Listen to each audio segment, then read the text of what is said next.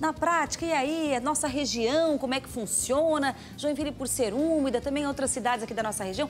Vou conversar agora então com o Dr. Márcio, especialista, para trazer esses detalhes.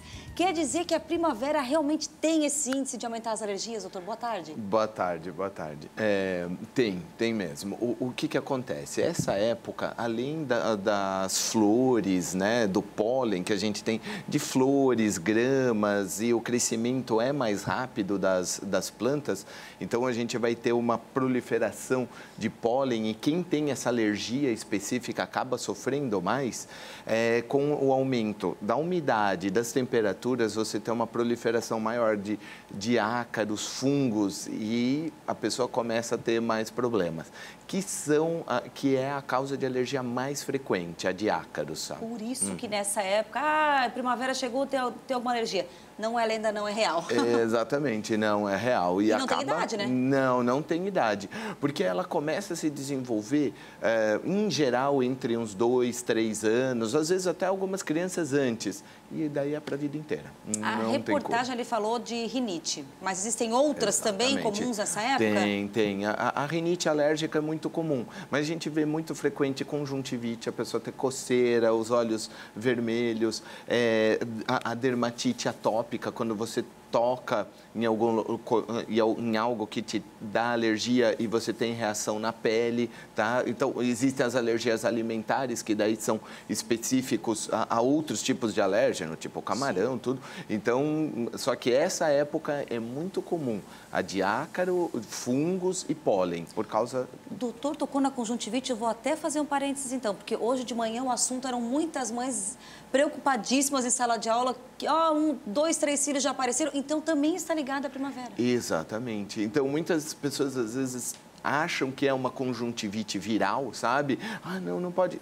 E você vai ver, a criança tem direto aquilo, né? Não tem um quadro tão forte quanto a conjuntivite. É mais coceira, tudo. E é alérgica. Você usa os colírios específicos, toma os cuidados em casa e tá curado. E vai curando. Tá controlado, né? E vai curando, vai controlando. E, doutor, e no dia a dia, então, como fazer algumas atitudes que podem ajudar? Por exemplo, o tempo bom já pede, vamos abrir a casa. Isso já é uma boa atitude. Abrir a casa, não deixar coisas, né? Tipo roupa, muito tempo guardado, né? Aquela roupa de cama, tá um mês guardado lá, se você não lavar, estender e passar, aquilo vai te dar alergia, vai proliferar ácaro. Colchão, ou tomar sol, ou passar com ferro quente.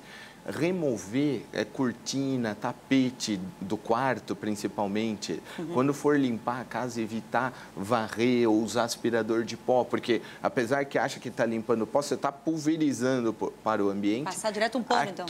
Exatamente, um pano úmido. Aquilo fica suspenso, porque hoje foi até uma dúvida de uma paciente, mas eu posso passar quando o meu filho não está, quando ele volta? Não, aquilo fica suspenso por 24 a 48 horas. Nossa. Então, quando a criança volta, vai atacar ele. Uma vez que levantou, fica... Exatamente. Então, esses cuidados são muito importantes. Não deixar nada que fica muito guardado. Bichinho de pelúcia, sabe? Aqueles quartos cheios de coisinhas. Aquilo é o ambiente ideal para a proliferação do ácaro.